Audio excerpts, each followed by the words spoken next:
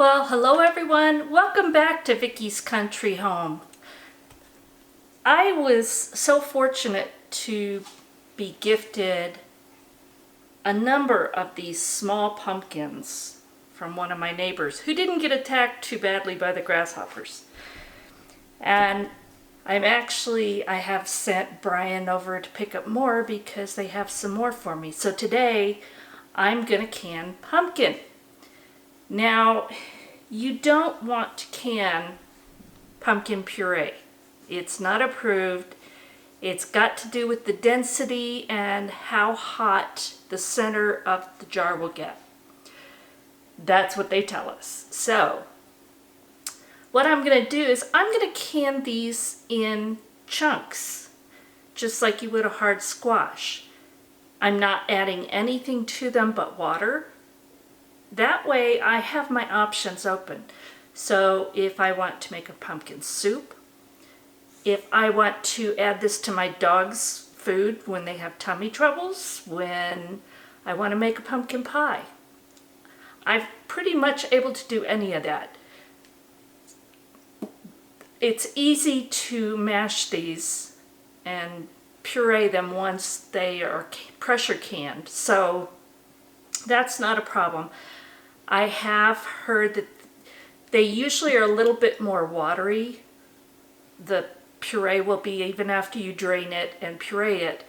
So you might want to take that into consideration in your recipe, or put it through a sieve or a cheesecloth strainer or something for a little while to kind of get some of that excess moisture out.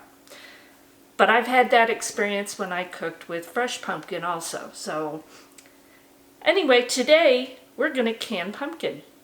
I've already cut up one because I wanted to see what the best way to do this is. So I've got one of these, about this size pumpkin done. But now I'm gonna do this little guy just to show you how I did it. I'm not an expert. I have not canned this before. Let's keep it real. But I have read quite a few things on it to see what other people's favorite ways were, and I've tried a few. So what I've discovered, first of all, the little ones are going to be much easier to do. The big ones, it's going to get tougher as you get bigger. So if it has a stem, cut just to either cut the top off or cut to the side of the stem. But the key, you need really sharp knives. So I have my knives here, and I have my Broad & Taylor knife sharpener handy in case I need to resharpen. So I have a chef's knife that's very sharp. Then I have my Santoku, which I like working with because of the weight and balance. And then I have a paring knife, and I'm using all of these along with a spoon to scrape the insides out. So what I did is I cut it in half, and depending on the size you may even cut it smaller, but right now I'm just going to cut it in quarters.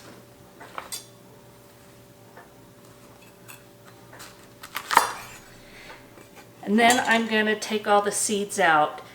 I have 3 bowls, so I've got my pumpkin chunks in one.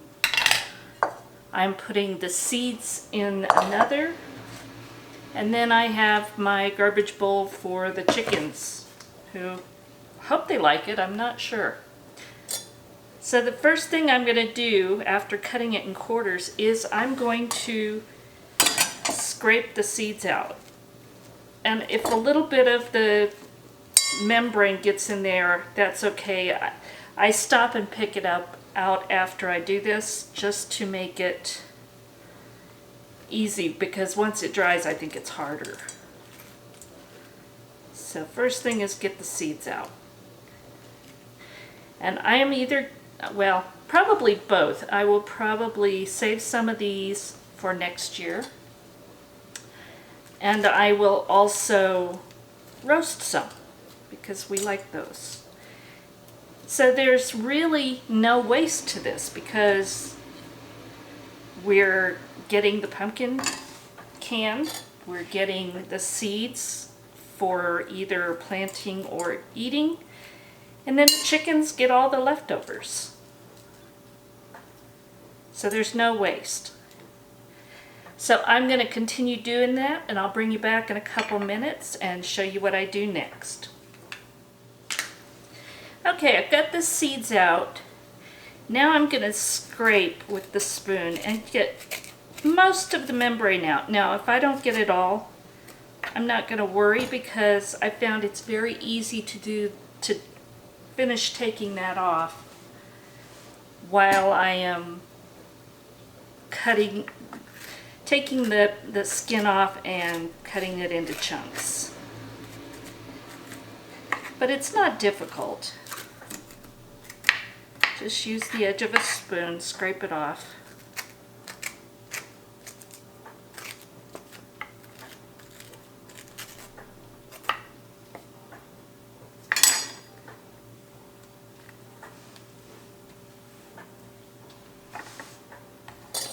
So I'll finish doing that next, but let me show you the next step.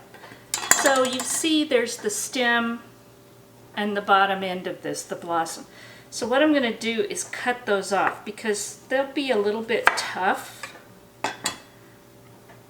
And also I will cut off the biggest part of the curve to make it easier to peel, because when you're using this sharp little paring knife, you want to make it as easy as possible. I don't worry about the size of the chunks, so I just cut it however works best. So this is the little stem end. Now I'm just going to take off the skin of the pumpkin, and it doesn't matter if it gets a little bit thick. It's really not important. And I cut it just into chunks, and I don't care. Some are going to be bigger than others. I really don't care, because they're all going to get smashed up when they come out anyway. But again, sharp paring knife, sharp chef's knife, everything, they're your friends. If you have a dull knife, it's more likely to slip. And on something this tough, that's not a good thing, because you could hurt yourself. So very sharp knives. And it just makes it easier anyway. And so from here, I'm just going to put it into manageable chunks for doing this. And like I said, there's a little bit of the membrane. If you take your paring knife, you can take that off pretty easily.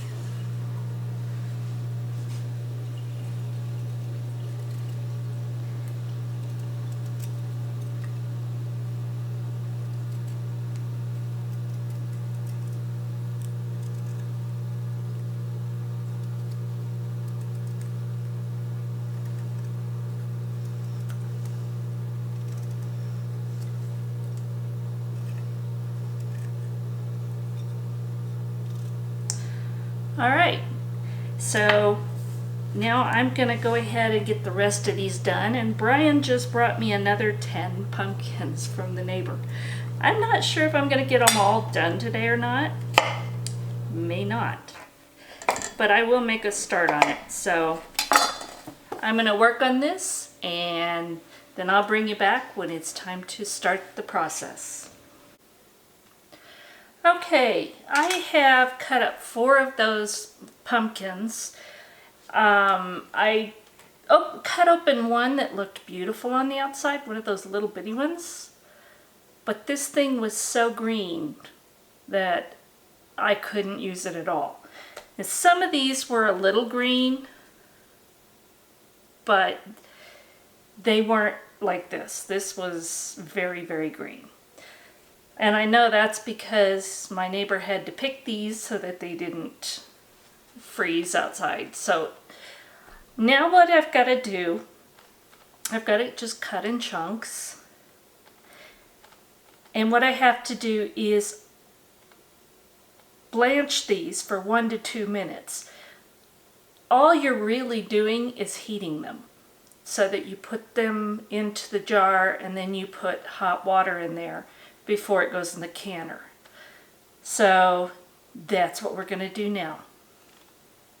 Alright, so now what I'm going to do is carefully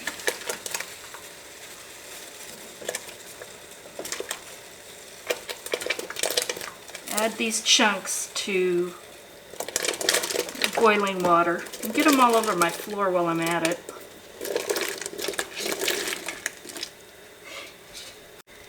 Now I rinsed these before I put them in because when you're peeling it, you wash those pumpkins off first, but you don't know if you've got everything. So I just figured it was safe to rinse it.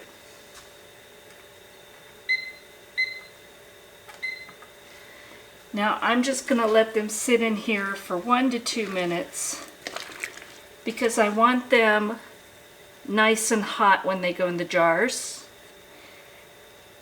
And then I'm going to add hot water on top of it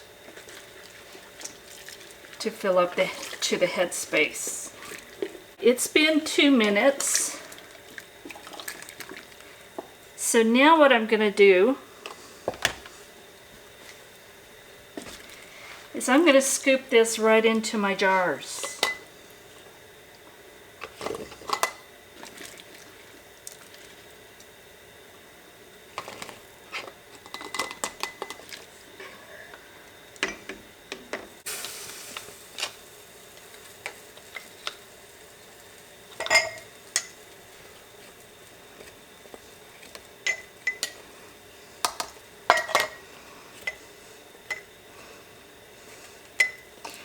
And what we're looking for is 1 inch of head space.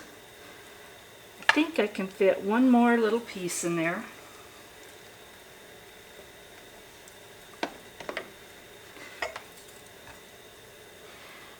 So that's how it looks.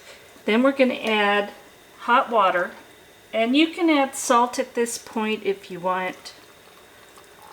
I'm not going to because, as I said, I want my options wide open.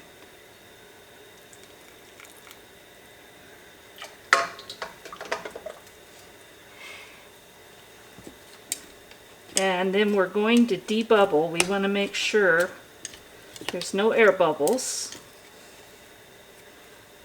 But we do have a pumpkin seed.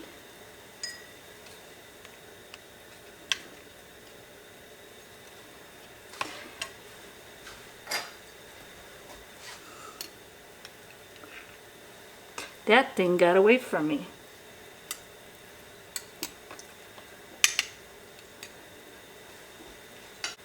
Okay, so that's at 1 inch headspace. And now I'm going to clean the rim. And I'm going to do 1 jar at a time because I want these to stay hot. So I have hot water with vinegar.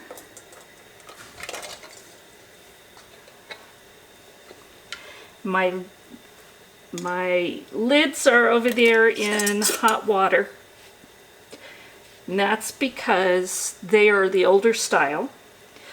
So I've got it on there finger tight, and now I'm going to put it in the canner.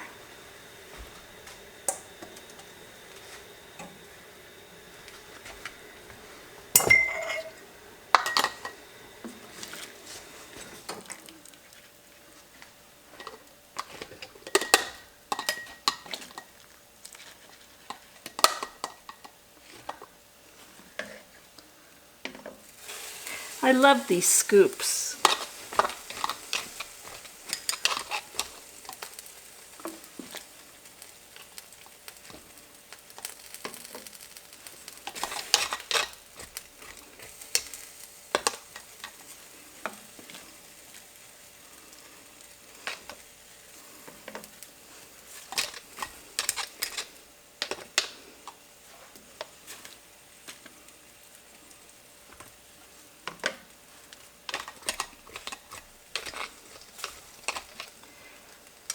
All right, hot water.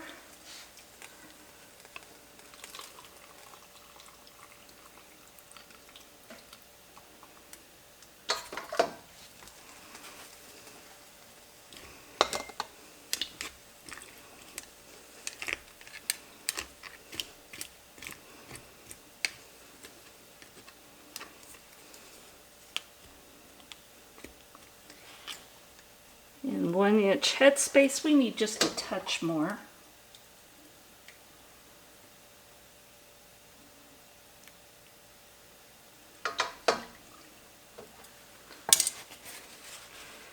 Clean the rim.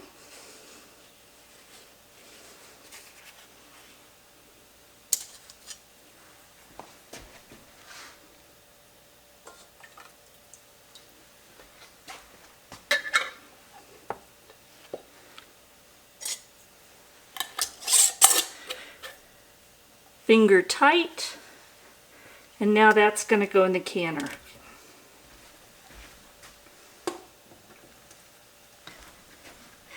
Now you can do these in quarts also. For pints, this is going to be in a pressure canner only, 55 minutes, and for my altitude it's 15 pounds of pressure. But be sure and check your altitude before you start this. So I'm going to get all of these prepared, get them in the canner, and then we'll come back. Okay, those 4 small pumpkins gave me 12 pints plus, it's a little hot, not quite a pint. So what I did is I went ahead and just filled it to the 1-inch headspace, and I'm going to process these along with it. So not bad. 12 pints and about 2/3. So I'm going to put this in the canner, close it up, bring it up to where it is emitting a steady stream of steam. I always have trouble saying that. Don't ask me why. It sounds too much alike, I think. So once it vents that steam for 10 full minutes, then I'm going to put the weighted gauge on and 15 pounds of pressure for my altitude. I'm going to let it process. I'm going to bring that up to the 15 pounds, and then I will process it for 55 minutes. So I'll see you when it's all done. Well, here they are, canned pumpkin. And there's 12 jars plus the one with the Tatler lid over here. That one is about 2/3 of a jar, which will be great so when the dogs need it, it's not a full jar. I'll probably be canning some quarts in with the rest of the pumpkins.